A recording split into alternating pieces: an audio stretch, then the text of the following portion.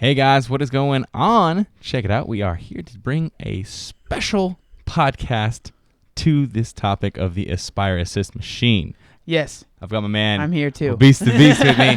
Now this is a podcast and we are recording video for it, but mainly this is a podcast. So if you guys are not following the podcast, you can follow it on iTunes at Beyond the Podcast or SoundCloud Beyond the Podcast. It's also on Stitcher for you Android users.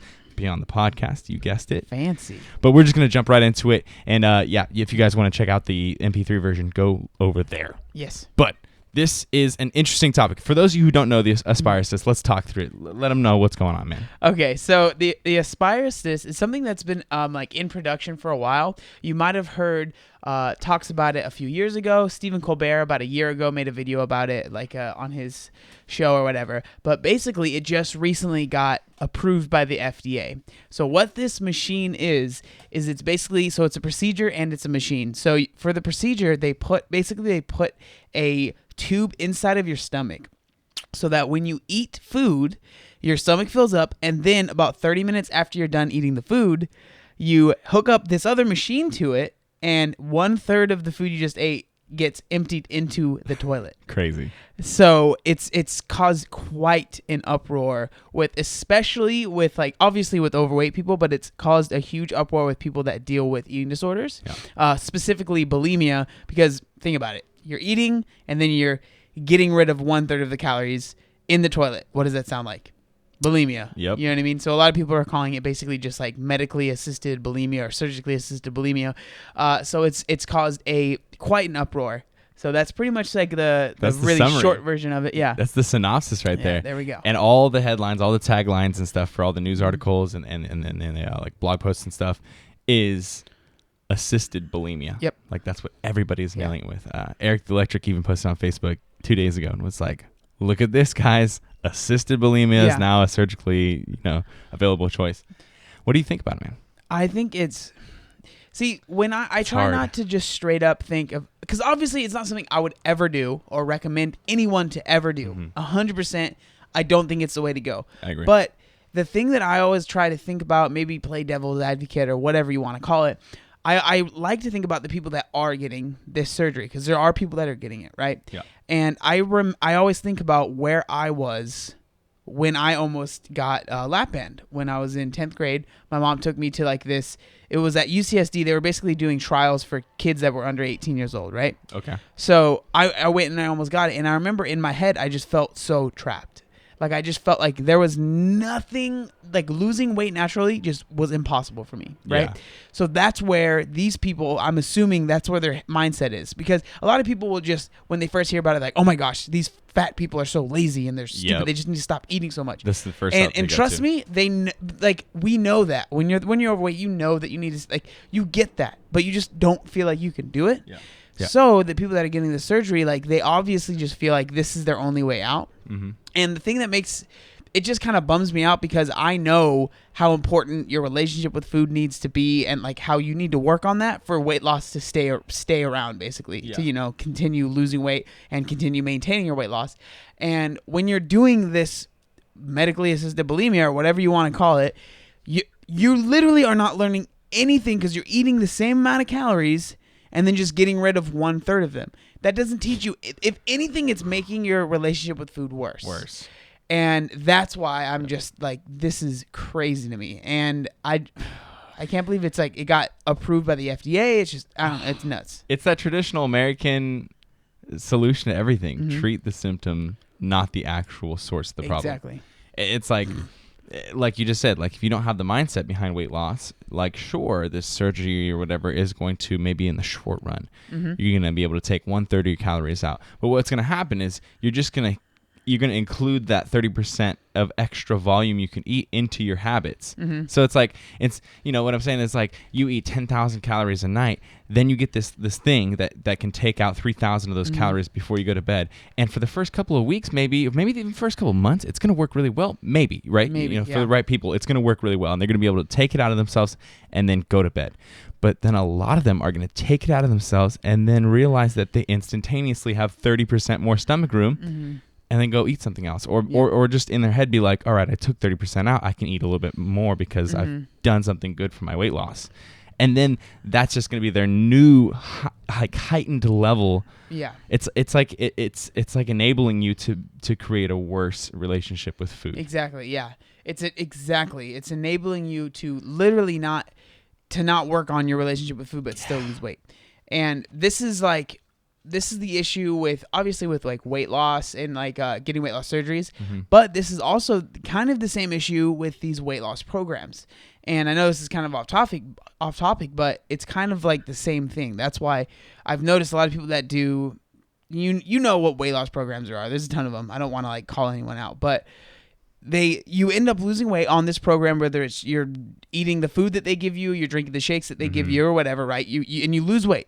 But I always tell people, like, that might work for you, right? That might work for you, but you have to make sure that while you're doing that, you're thinking about your relationship with food as you're doing that, or you're thinking about your battle plan for after you're off of that weight loss system. And it's the same thing with these weight loss surgeries. The only thing that I think is good about this one is that it's very easily reversible. So like you can get rid of this AspireAssist thing very easily. Like it's no problem at all. But if you get like lap band? Lap band. That one's you can kind of reverse that. What's the really crazy one? The gastric bypass. Yeah, there we go. I don't know why I couldn't think of that. That one is like for the rest of your life has changed. Yeah. Yeah, that's the one thing that I can't say about this is like if it's like this is still really bad because it can create like more ability for you to hurt yourself in the end game. But with like the gastric bypass, the little thing where basically they just constrict the circumference of the vessel that brings food to your stomach. That thought already is crazy to me because it's like shoving all this food into a much smaller pinhole now. If you decide to overeat, you're going to immediately feel the pain of it, and then possibly you could burst that lap band open. So like you're trapped into this kind of like impending doom thing if you ever do go crazy with a binge. At least with this thing, it's like it doesn't change anything necessarily on how much you eat. You're still going to have the same results. Your stomach's going to be really tight and stuff, and you're going to have like all that pressure and gas and stuff. But there's not like you could explode that band open. But something that I read into it is that when you do get this surgery, you have to like really chew your food a ton because it can get stuck in the little thing that you. And another thing is that so obviously that's terrible. Yeah. Another thing is that every 5 to 6 weeks you have to go back and get like a piece replaced that gets worn down. Wow. Could you imagine doing that for the rest even just a year? No. Yeah, man. That's the thing. Sucks. It's just not sustainable. And monthly visits to the hospital. I couldn't imagine.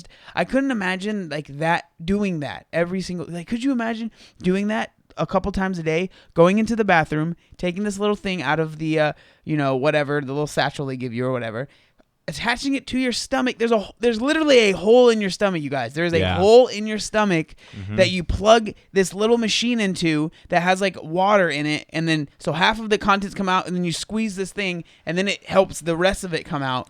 How crazy! And is then that? it takes like they say it takes like 5 to 10 minutes to do that. So literally every time after you eat, you have to do that. So if you're someone that snacks a lot, like what are you gonna do? 17 times a day? Yeah. Because I know I grab like a handful of granola or like some almonds or something like that. So you just have like. You just have to, I couldn't even imagine that. Yeah, what you just said is so weird. So like what they encourage is after you eat, you let it sit for a minute and let your 30 minutes is what it says. Yeah. Okay, yeah. So you let your hydrochloric acid in your stomach break down the food that you've just eaten for about 30 minutes. And then you plug in the machine thingy, you clip it in or whatever, and then you squish a whole bag full of just clean water into your stomach, which is then going to like loosen food particles and obviously like just like dilute that stomach acid a bit. Then you can remove it a little easier because you added fluid to the stomach. That thought right there, when I read that off the page, I was like, what? Yeah. Literally, you're giving people who have no medical knowledge. Most people don't even have a basic knowledge of how the human body works. You're giving them access to put inside of an organ, change the contents inside of an organ, period. Like, that's crazy. Because what the first thing I thought of is stupidity. What's going to happen with stupidity? Stupidity is going to take it from doing this whole like surgical procedure thing where you lose whatever. Then you're going to have some obese guy who's a nerd who really likes video games, and he's gonna think, oh wow, I could inject myself with energy drinks instead of drinking them. I could drink a ton of them and just stay up for like whatever in their head important situation it is, right? I need to stay up for 12 hours to do this really cool World of Warcraft tournament, dude. And then people are gonna use that to be able to no, wait, what am I doing with energy drinks? Alcohol. Yeah, exactly. People are gonna use that for alcohol consumption, man. Yeah. Like, that's that's not danger, or that's not safe. The thing that's crazy to me is, like, this is real. I know, like, this is not, like, a concept. Like a concept. You know what I mean? Exactly. That's how I keep thinking of it. Like, I keep thinking of it like, this is an idea that shouldn't happen, but this is an idea that already has happened, and it just got approved by the FDA. So, like, nuts. It is happening. Right now, people are getting this surgery right now. That's crazy to me to think like that. It sounds like when you're watching a movie and they're making kind of like a stab at what the future might be like. This is literally exactly it. Like, oh my gosh. I couldn't imagine just living with that thing in your body. Yeah. Like, I feel like I know that if I got it, I wouldn't want people to know. Yeah. Like, why would you want people to know that about you? I wouldn't want people to know that. It's never gonna make them think higher of you. Exactly. Or anything like that. Never. Yeah. That's a crazy one, man. No, thank you. No, thank you. That's a crazy one. So you would say you would never do it, yeah? No, I would never do it. And you wouldn't suggest it? I wouldn't suggest it. I would never suggest it to anybody. And I never suggest the way that I go about like losing weight and, just my lifestyle is it sustainable? Is it something that you can do for a long term? And are you learning from it? Is it making you better? And I don't think that this is doing any of that stuff, because the more you learn about weight loss, the more you learn about nutrition, the better. And this is just enabling you to not learn. And that's never that's just a cocktail for disaster. Yeah. I agree. Treating the symptom is never as powerful as treating the actual reason of the problem. It's just like when I took Accutane and I hadn't had processed in my head yet that it was like whey protein and milk and stuff that was causing my acne. Like it doesn't breed good habits and good like tendencies that then take away that problem. It's just like you're bombarding the symptoms, and then the problem is still going to be there. Maybe it'll solve, but eventually it'll relapse. It'll come back up, and it's going to be an issue again. Yeah, I don't know. I can't really think of anything too nice of me to say about this. Yeah, exactly. No disrespect, because I think we kind of covered that earlier. Is like we understand that some people that do this, it's not like they're thinking that this is like the smartest thing in the world. Like, a lot of people are aware of what they're doing when they're taking this procedure seriously. But yeah, it's just nuts, man. It's nuts. There's no easy way out. And this is not an easy way out. Neither is gastric bypass. Neither is the lap band. Like, there's complications for all of those things. That's why when I went in, and like I was like literally so close in 10th grade. Yeah, that's nuts. Making this decision. The lap band, obviously, you can reverse that. You can get that taken off. So that's good about that. But still, I was in the position to make this decision. They were going to pay for it. Like, it was like this study or whatever it was, right? Because obviously we would never be able to afford it. That's a whole nother thing with this other procedure, how they're just making money off of people. But, I was so close. And I just remember thinking, like, the things that on the lap band, you guys know that I like diet soda, right? So obviously before I liked regular soda. And one of the things they said is like, you can never drink soda again. Damn. You can never have alcohol. I don't drink, so that didn't really bother me. But like, and they said there's like certain foods you can't eat. And I was just like, this is gonna change my whole life. Yeah. So I remember when I went into this is the thing that's scary, because when I went into the doctor to talk to him, I told him I'm like 80% sure I want to do it, and he was like, that's awesome. He was like, I'm glad that you're actually considering and thinking about this, because he was like, every other kid that went in there, kids, man, like 15, 16-year-old kids were 100% ready to do it. Do it to me. Ready to do it. And it's because, like, when you're that young, it's just like, this is the easiest thing I can do. This is going to work out. My whole life's going to be better. It's going to solve my problem. The thing, exactly. It's not going to solve your problem. Losing weight, even naturally, like I didn't solve my problems. Yeah. And I've had to work on my mental things that have messed up. Yeah, and I promise you that if you lose weight with this procedure, the AspireAssist, the problems that you have that aren't related to weight are going to be worse. Yep. I can almost guarantee it, because you're not going to feel as accomplished losing the weight. you're going to have those problems of not feeling accepted because you don't not feel accepted because you're overweight. You might think that people don't accept you because you're overweight, but you're going to lose weight. And I promise you, you might get more accepted, but in your head, you're not getting accepted still. Like all the issues that you think you have because you're overweight, they're not because you're overweight. They're because they're issues that you have. And like that might sound harsh, but that's something I realized personally for myself, like being depressed and being negative about myself, always having this negative self-talk about who I am as a person was not because I was overweight. It was just because I was negative. I didn't love myself. And like that, it doesn't solve anything other than the pounds. Yeah. That's it. So that's what these kids were putting basically all of their, chips on the table. They're like going all in thinking that this surgery is going to solve all their problems when it doesn't. It just doesn't. Yeah. Yeah. Damn. Yeah, sorry. Fiery. This is like fiery. Because I've seen, the reason I say this is because I get comments on my YouTube channel, which is crazy to me because that's public, Yeah. And people will tell me these stories. Pretty much exactly what I told you. I got the surgery. I still hate myself kind of things, right? Yeah. But like that's crazy. But then I get private messages of people just telling me their whole life. Mm-hmm. And it's just insane because it doesn't solve anything. It really doesn't. Losing weight it might solve your health problems, which is huge, right? Huge. That's amazing. And I'm so glad that I did it, but it didn't make me feel like I was more worth anything. It didn't make me like, those are all things that I worked on after the fact. Yep. And those are things that I wish I would have worked on while I was losing weight or before I even lost weight, because it's like I said, it's not going to solve those things. It's not. Yeah. Especially, and that's something that people that might never have had a lot of weight to lose or might never have been obese, like you don't understand how, like I felt like I was trapped in my own body. Like I felt like I ate myself into this kind of prison, and I thought that all of my issues and all of my problems were stemmed from being overweight. When in reality, it was just, that played a part into it, obviously, but that wasn't everything. So I just want people to know that if you're thinking about getting this surgery, just understand that it's not going to solve anything other than the weight that you see on the scale. That's it. Absolutely true. Yeah, that's a damn good point to make.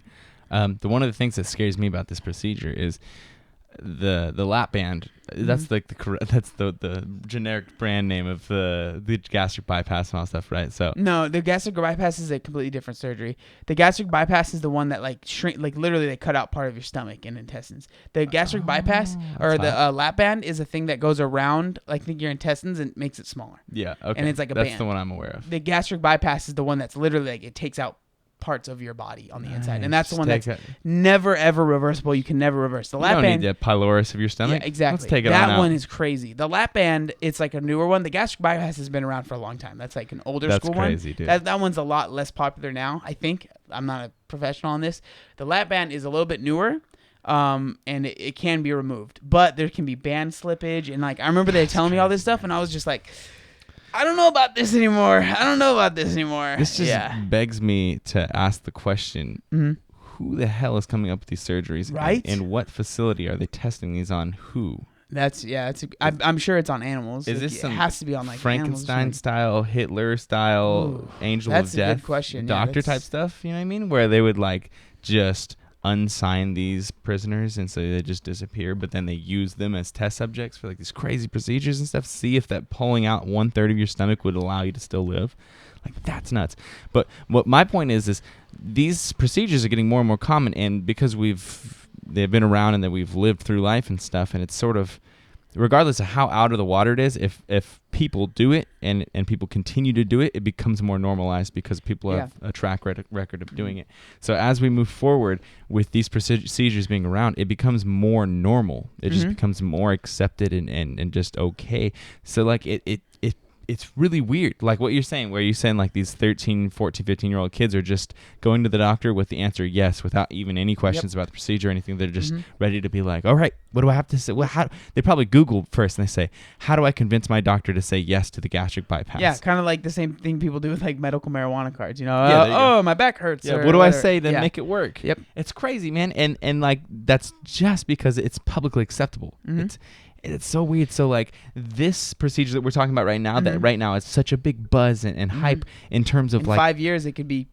it's just gonna be you have the one of the word. holes. You're just gonna hear that word, man. Dude, the way that I this is super off topic, okay? Go at it. But you started bringing up like the future and stuff like that. Imagine I could see this surgery, right? The AspireAssist and the hole in your stomach. I could see like a movie from the 70s talking about the future being like this. Like the perfect future where you can eat whatever you want and you just, you know what I mean? Like it's some sci-fi movie where like everyone's perfect and they eat all the food that they want and like no problems, but it's because they have these freaking holes that they have in their stomach. I could see that being a movie dude. from like We the found 70s a solution or 80s. to every problem. Yeah.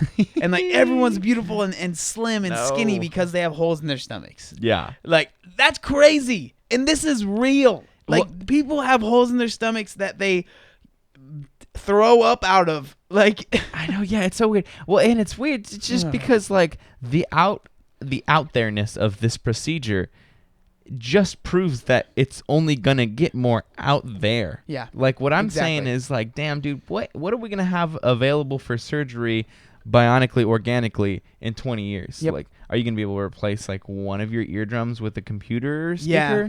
You know, is there gonna be some sort of like your left eye can be a half hybrid organic bionic eyeball, but then the right one's normal, and so like you have sort of like a window of programs on your left eyeball, like things like that, man. Like and it sounds like we're just speculating and being funny, but like 100%, it's gonna happen. Yeah, exactly. Like I said, it sounds like sci-fi right now, but holes in your stomachs probably sounded like sci-fi in the 80s. Yeah, you know. And another point that I think was really good that people made on the video that I talked about this procedure is how especially the people that are from, you know, other countries and stuff like that. They're like, there's literally people starving to death. Starving to death. Even in America, there's people starving to death. But in other countries, people are starving to death. And then we come up with the surgery to make it so you can still eat the same amount of food and then just get like that. It's kind of sickening to me, honestly. Like, I mean, the thing is, I always try and look at both sides. You know, I get why someone might think that this is like the solution for them. I really do understand that, and I understand how lost you can feel. But really, like, if you think about it, that's not right.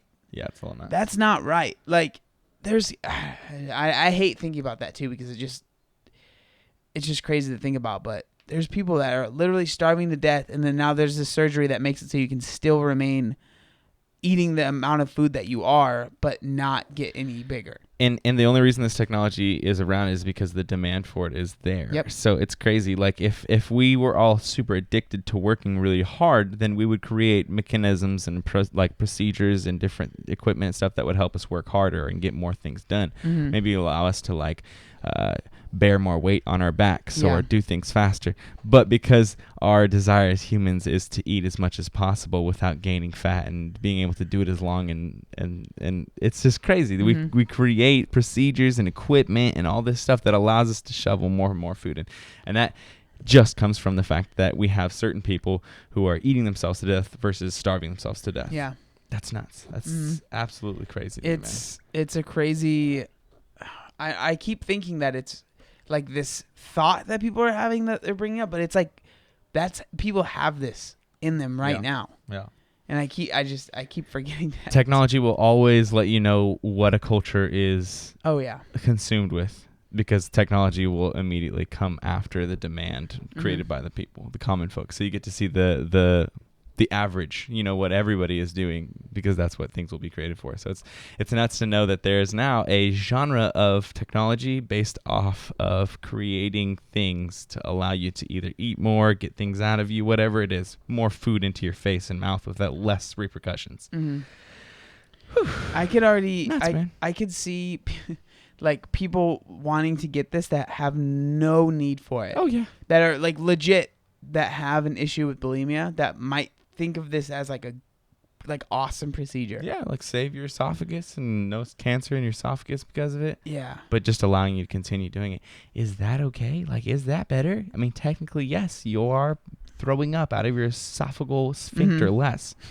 But is it okay to like enable yourself? Yeah. These are the moral like compass questions that come along with technology that there's really no correct answer because you can argue how wrong it is from any angle. It's true. You know what I mean? So there's like, it's weird because it's creating all these gray areas where there's like 70% correct and 30% wrong. You know what I mean? And there's no black and white with this at all. Every one of these pieces of technology is going to have this huge moral debate behind it.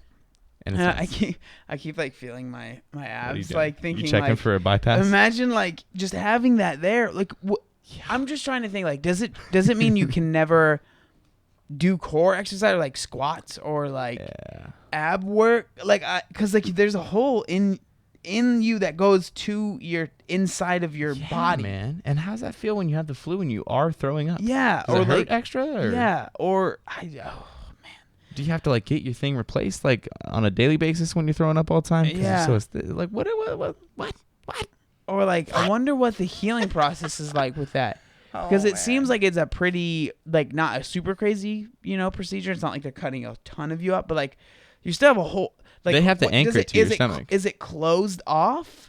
I don't know. Like, or is there always just like, do you have a cap that you put on? I hope so. Yeah. Like a little beep cap that you put on so you don't have like a hole. I know. That's like leaking. Yeah. Ugh. I don't know, man. I don't know. I'm getting off topic, but I'm just trying to think of what it would be like to live with that thing. It's going to be damn interesting to hear from the person who's had it 20 years ago in 20 years. Well, the thing that I was like, this would be super cool because everyone's just bashing this thing, right? That's what everyone's doing, which makes sense. I completely agree. But it would be so cool to have someone on like one of my videos, one of your videos that has had it. Yep. And just literally talk to them and be like, I want to know what life is like. Yeah. Yeah, get that perspective and do that mature thought thing where you actually broaden your perspective by instead of like just prejudicing this whole thing, being like, let's talk to someone who has it, who actually can talk a lot more deeply about it than we can. Yeah, tell me your life story because there's definitely things that they've dealt with that made them think that this is the only way. And who knows, maybe we'd end that conversation and you'd be like, you know what, now I see the other side of it and I can actually understand. Exactly. That's the thing, like, people are all just so disgusted, but I always try and look at the other side because there's, like you said, there's obviously a demand for this product. There's obviously people that want it. So why? Why do you think that have you had the lap band and it didn't work out? Or have you done this procedure? Have you tried this? Have you tried like that? I can only imagine the person that's getting this procedure, most likely the amount of times they've tried to diet and it didn't work out. And I'm just interested to know, like, what were you doing? Yeah. And then what were you doing wrong? Because let's be honest, there's obviously a reason that you weren't able to lose fat. So let's figure that out. That's really interesting to me to kind of just think about what is it that's making you want to get this procedure and making you think that this is a viable option for you. Yeah. What is it? The thought process would definitely be interesting to dive into a little bit. I think that covers it. Yeah. Yeah? Mm-hmm. Feel good about this? Yes. All right, guys. So I appreciate you coming in here watching the Beyond the Podcast episode. Again, let me just reiterate that this is not a video formatted type of episode. This is a podcast that we happened to record just so you people who are on YouTube and not necessarily aware of the podcast yet can kind of experience it. And of course, because YouTube is a video platform, we have to put some sort of video up. Mm-hmm. So please go over and subscribe to the iTunes or the SoundCloud or the Stitcher, simply because there are 2 episodes we put up every single week, and most of them do not go up on YouTube, so you will never, ever access any of that content. They're really good to listen to while... What I've been doing is literally when I'm just laying in bed. Okay. And like instead of like watching a video, because on YouTube, if you close the freaking app, it just turns off. You can just turn your phone off and just sit next to you and just listen. Yeah, or if you're just like surfing on Instagram, doing that thing where you like buzz out for 20 minutes after dinner. Gosh. Yeah, it can be in the background because it's a good point because it like automatically stops playing on YouTube. And then obviously driving and all that stuff. Podcasts are awesome. Yeah, guys, check it out. Check it out. If you haven't checked out my man, Obese to Beast, his link will be in the description below. And if you guys would like to support the podcast, the way that you can support this podcast is by using the Amazon link, which is amazonbrian.com. Simply just click that link before you go and purchase anything that you were already going to purchase on Amazon, and it'll give us like a 1 to 3% commission, which goes right back to the podcast, helps us pay for the hosting and things like that. So that is that, though, guys. I hope that you guys had some interesting thoughts on this as it was coming, because I'm excited to read the comments on this video. What's up, man? Everyone's always got got like as I'm reading the comments, I'm like, oh yeah, why didn't I point that out? Exactly. That's how I felt about my video too. Right? Yeah. So yeah, leave your comments below. We'd love to read through them. Make sure you give the video a like, a thumbs up if you did enjoy this video topic, and subscribe if you're not subscribed already. Team Beyond the Week. CT. Lift heavy or die, MIRIN, motherfucker.